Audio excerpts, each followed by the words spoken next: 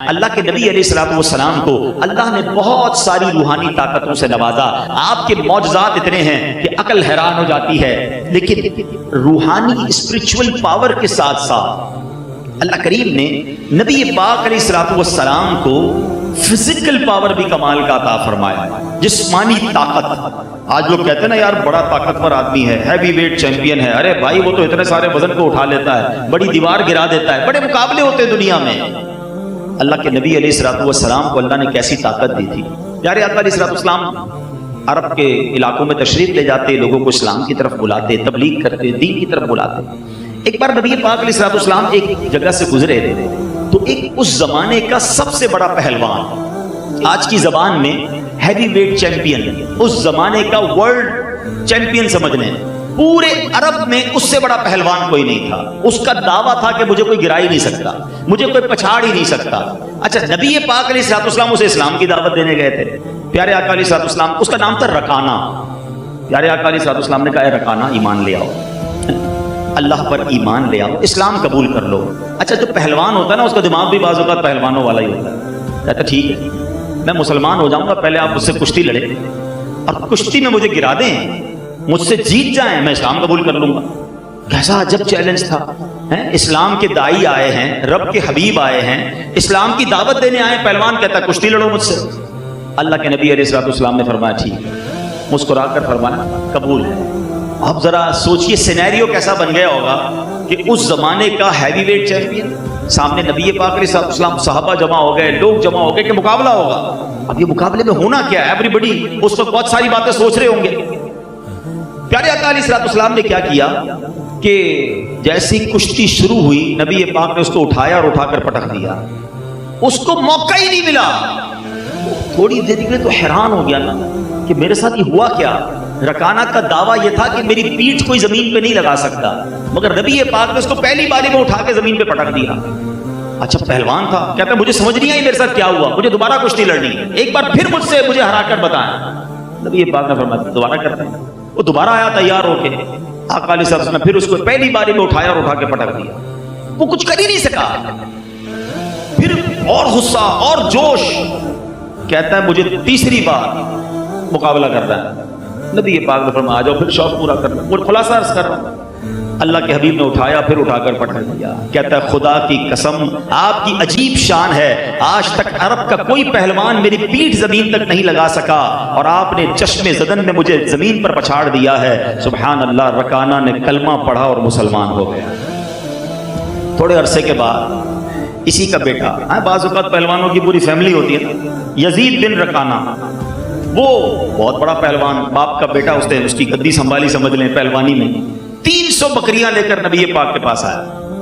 کہتا کیا ہے چیلنج, اے محمد صلی اللہ علیہ وسلم آپ مجھ سے کشتی لڑیے اور اگر آپ مجھے پچھاڑ دیں گے تو نبی پاک نے مسکرا کر کہا اگر مجھے میں پچھاڑ دوں گا, کشتی پہ جیت جاؤں گا, مجھے انعام کیا دو گے؟ کیونکہ اب یہ خود آیا تھا نا, نبی پاک تو نہیں گئے تھے. کہتا ہے میرے پاس 300 بکریاں 100 بکریاں آپ کو دے دوں گا. نبی پاک نے فرمایا ٹھیک ہے. پھر جناب لوگ جمع ہو گئے کہ اب پہلے تو رکانہ کو ہرایا تھا, اب یزید بن رکانہ آیا ہے, ینگ ہے اور زیادہ مضبوط ہے. نبی پاک علیہ الصلوۃ والسلام نے اس سے ہاتھ ملایا, ہاتھ کو ہی اٹھایا اور اس کو اٹھا کر زمین پر پٹک دیا.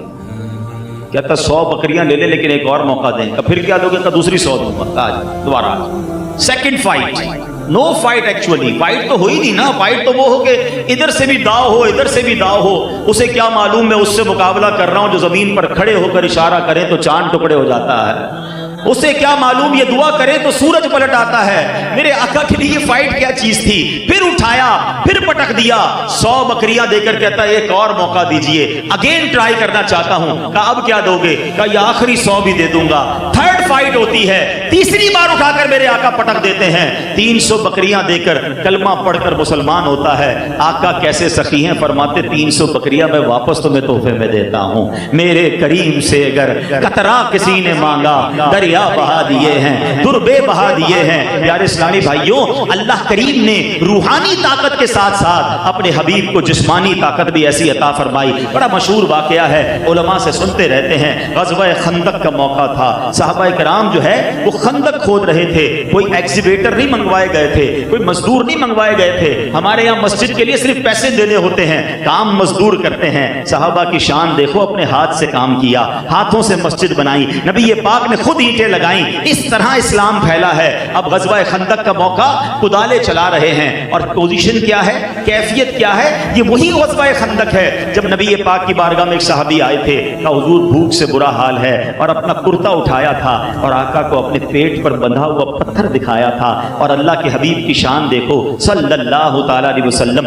نبی پاک نے اپنا جب کرتا اٹھایا تو اسی پیٹ پر 2 پتھر بندھے ہوئے تھے۔ یہ صحابہ ہیں، یہ اللہ کے نبی ہیں صلی اللہ تعالی علیہ وسلم، جو بھوک میں بھی راضی ہیں، جو تکلیف میں بھی راضی ہیں، جو غربت میں بھی راضی ہیں، اور ہم اللہ نے بہت کچھ دیا ہے پھر بھی راضی نہیں رہتے۔ ہمارے پاس بہت کچھ ہوتا ہے، ایک دن مرضی کا کھانا نہ ملے ہمارا موڈ آف ہو جاتا ہے، ہمارے کبڈ، ہمارے جیب، ہمارے فریج بھرے ہوتے ہیں، مگر کسی دن کاروبار میں نقصان ہو جائے ہماری طبیعت خراب ہو جاتی ہے، زبان پر شکوے ہوتے ہیں، شکایات ہوتی ہیں۔ سیکھو صحابہ سے، پیٹ پہ پتھر ہیں، اسلام کے لیے جان دینے جاتے ہیں۔ اللہ ان صحابہ کا صدقہ عطا فرمائے، نبی پاک کے صبر کا صدقہ نصیب فرمائے۔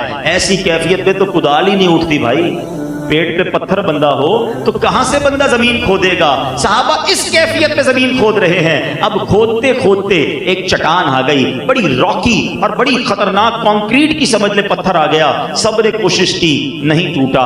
اب عقل تو یہ کہتی ہے کہ اگر ٹوٹ نہیں رہا تو کسی اور مزدوروں کو کچھ اور ایکوپمنٹ منگوایا جائے جس سے توڑیں، مگر صحابہ کو جب کوئی پرابلم آتی تھی وہ آقا کی بارگاہ میں آتے تھے کہ حضور ایک چٹان آ گئی ہے، وہ ٹوٹ نہیں رہی ہے۔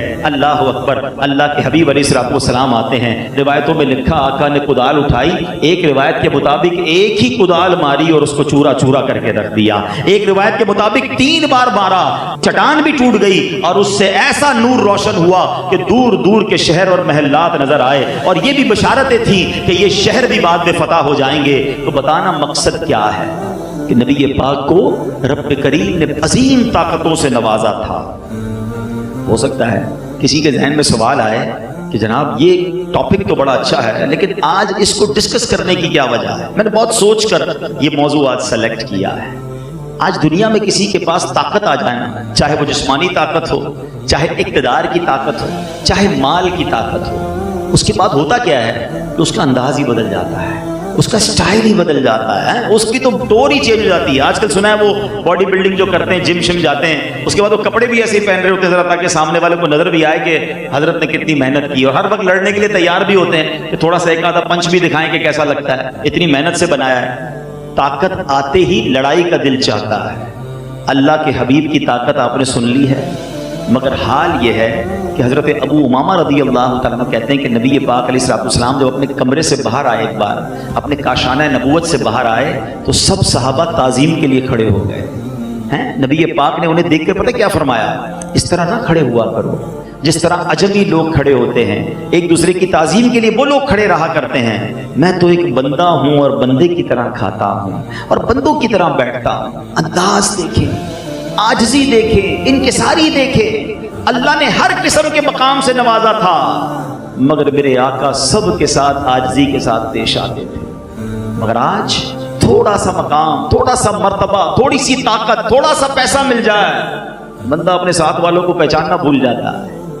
ایک بار پیارے آقا علیہ السلام کے بارے میں صحابی فرماتے کہ نبی پاک اپنے گھریلو کام کاج اپنے ہاتھ سے کیا کرتے، اپنے خادموں کے ساتھ بیٹھ کر کھانا تناول فرماتے، گھر کے کاموں میں خادموں کے ساتھ مدد کیا کرتے تھے۔